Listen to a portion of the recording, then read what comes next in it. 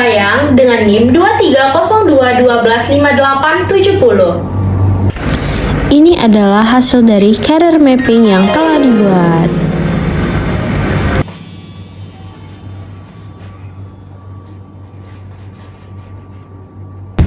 Karena tujuan video kita itu adalah membahas career mapping, nah sekarang kita akan langsung ke career mappingnya.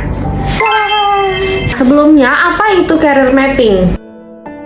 Nah, career mapping itu adalah peta di mana untuk merencanakan rencana kita ke depannya sehingga kita sudah punya gambaran, dan nantinya ketika kita sudah punya gambaran, kita akan mudah menjalankannya. Nah, setelah kita tahu apa itu career mapping, nah di sini saya buat adalah wirausahawan. Nah, kenapa wirausahawan? Karena di sini jujur saya pribadi itu berminat ke arah wirausaha, dan nantiku rencana saya ketika saya lulus kuliah nanti sayanya akan berwirausaha. Nah, latar belakang saya memilih wirausaha ini sebagai tujuan karir saya itu kenapa? Yang pertama, karena bapak saya itu seorang wirausahawan, dan yang kedua, saya juga sudah memiliki jiwa-jiwa bisnis mulai dari SMP, yang dimana saya itu mulai berjualan bisnis online baju tidur, kemudian baju thrift, dan memang belum berjalan, tetapi sudah ada jiwa-jiwa kewirausahaannya di dalam diri saya. Oleh karena itu saya berniat untuk memantapkan rencana saya yang akan saya jelaskan melalui career mapping ini. Untuk career mapping ini, saya buatnya yaitu butik fashion wanita. Nah, kenapa saya berminat? Karena menurut saya setelah saya gali dan saya teliti, saya berminat ke arah fashion wanita, khususnya butik gitu. Nah, dari situ ada 5 komponen yang akan saya jelaskan di dalam career mapping saya. Yang pertama itu struktur jalur karir, yang kedua itu kompetensi, dan yang ketiga itu pendidikan tambahan. Nah, yang keempat itu ada hambatan, dan yang kelima itu ada strategi terhadap hambatan yang terjadi.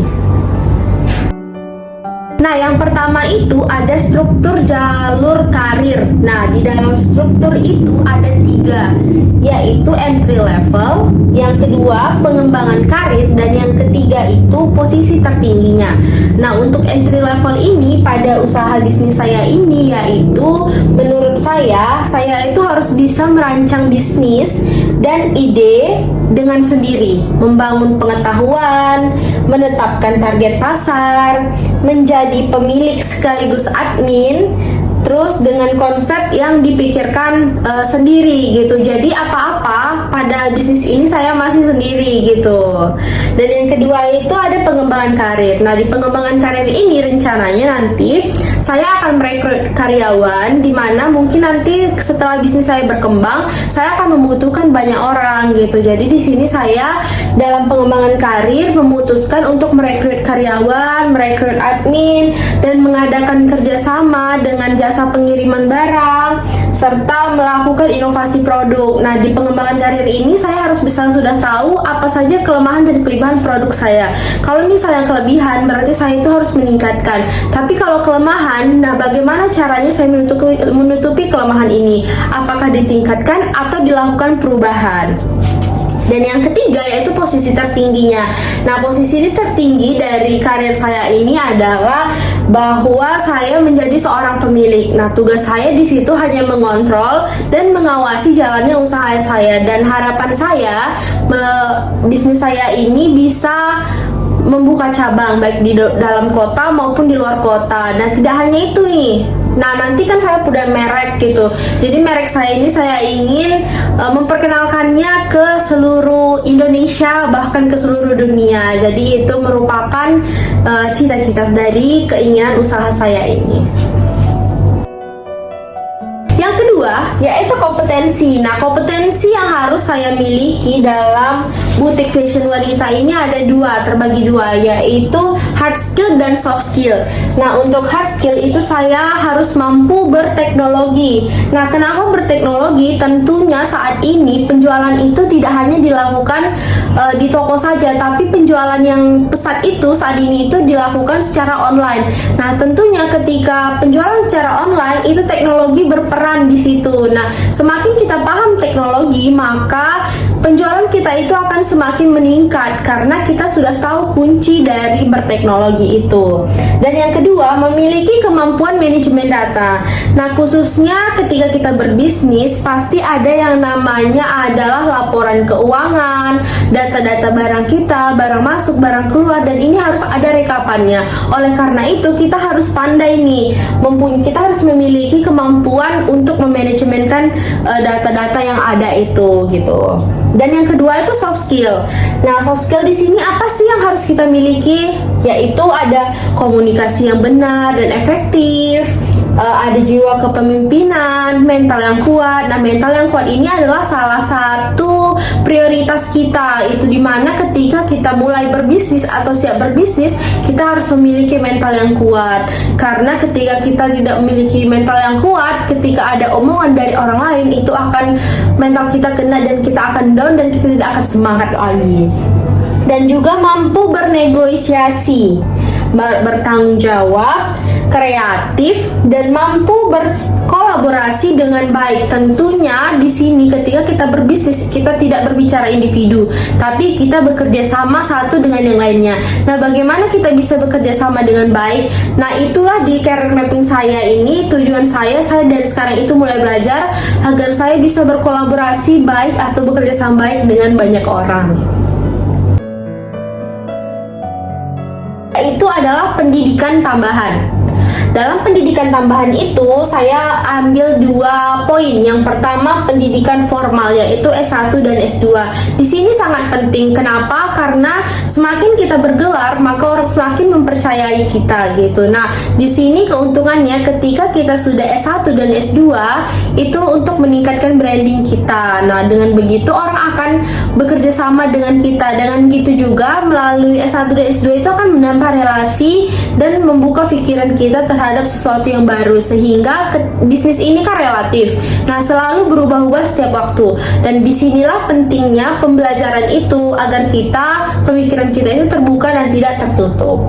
Yang kedua itu ada mengikuti pelatihan kewirausahaan. Nah, di sini ini sangat penting juga ya, karena di sini pelatihan perusahaan itu kita bisa belajar dari orang-orang yang sudah berpengalaman gitu. Nah, kita yang baru merintis ini bisa melihat bagaimana sih bisnis yang sekarang itu bisa berjalan, bisnis yang sekarang itu bisa berdiri.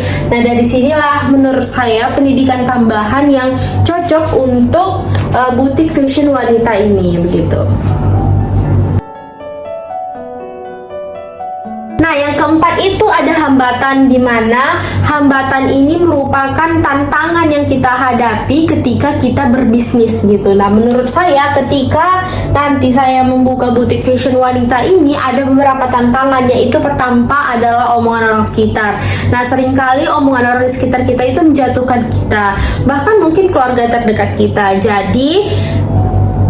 Jadi saya memasukkan omongan orang sekitar itu ke dalam hambatan karena itu sangat berpengaruh khususnya kepada mental ya, apalagi kita baru merintis usaha tersebut.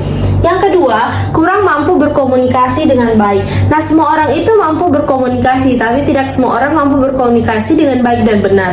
Nah, di sini bisa menjadi hambatan karena dengan komunikasi kita itu bisa menjalin relasi hubungan dengan semua orang, tapi ketika kita tidak mampu berkomunikasi, percuma saja pengetahuan ataupun kreativitas yang kita punya tapi kita tidak bisa menyuarakannya. Oleh karena itu betapa pentingnya komunikasi itu dalam bisnis ini. Dan yang ketiga, teknologi yang canggih. Nah, adanya teknologi yang canggih ini membawa kita untuk terus belajar akan hal-hal baru. Nah, ketidakmauan kita untuk belajar itulah yang akan menjadi hambatan terhadap perkembangan bisnis kita itu. Ketika kita tidak mau belajar, maka kita tidak akan bisa bersaing dengan usaha-usaha lainnya yang mampu bersaing dalam teknologi gitu. Dan yang terakhir yaitu yang kelima, yaitu strategi untuk mengatasi hambatan. Di sini saya mengambil 2 poin karena menurut saya ini adalah intinya. Yang pertama, selalu optimis dan pantang menyerah. Selalu percaya diri dan jangan mudah menyerah. Nah, di sini ketika kita kita berbisnis, kita harus yakin dengan diri kita sendiri. Nah, sebelum memulai kita harus siap, kita harus matangkan diri kita agar kedepannya ketika menjalankan bisnis kita tidak pelin-pelan lagi, tapi kita sudah memiliki dasar yang kuat sehingga kedepannya kita itu bisa menjalankan perencanaan kita tadi yang dari awal tadi itu sampai nanti ke tujuan, di mana tujuannya itu ada pada level tertingginya. Yang kedua, mau belajar lebih baik lagi. Di sini sangat penting. Nah, tidak salah jika kita itu tidak tahu, tetapi akan salah jika kita tidak mau belajar. Nah, makanya di situ strategi untuk mengatasi hambatan ini kita mau belajar. Karena belajar ini adalah belajar untuk hal yang baik. Oleh karena itu, buat setiap karyawan, pemilik ataupun semua yang berkontribusi di dalam bisnis ini itu harus mau belajar untuk yang lebih baik lagi ke depannya. Nah, demikianlah penjelasan dari career mapping yang telah saya buat sebagai perencanaan saya untuk career di masa depan saya. Nah, mungkin ada penjelasan yang kurang tepat, kurang jelas, atau tidak berkenan di hati saudara-saudara semua, mohon dimaafkan. Kiranya career mapping yang saya buat ini bisa menjadi dorongan buat diri sendiri ataupun motivasi buat diri saya sendiri sehingga bisa menjadi cita-cita saya itu tercapai semuanya, terkhususnya membuka butik fashion wanita ini.